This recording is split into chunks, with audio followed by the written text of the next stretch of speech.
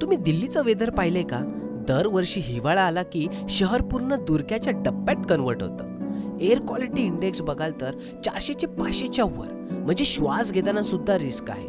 डोळे जळतात, घसा बसतो, अस्थमा पेटंट तर घराबाहेरच पडू शकत नाही. दिल्लीमध्ये कन्स्ट्रक्शन डस्ट, व्हायकल इमिशन, फॅक्टरीज आणि पंजाब हरियाणामधलं स्टबल बर्निंग हे सगळं मिक्स होऊन हवा फुल टॉक्सिक होते. मी जर दिल्लीमध्ये फक्त 2 दिवस राहिलो ना, तर ते 2 ते 3 सिगरेट ओढल्यासारखं होईल. आता तुम्ही म्हणाल, चायनामध्ये पॉल्युशन नाही का?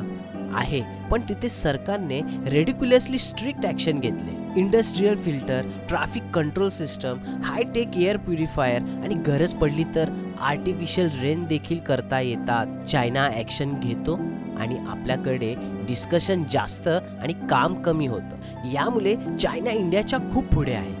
याच्या मागे खूप रिझन्स आहेत. एक विचार असतो आयडियोलॉजिकल, म्हणजे आपण विचार करतो जर असं असतं तर, किंवा असं केलं असतं तर.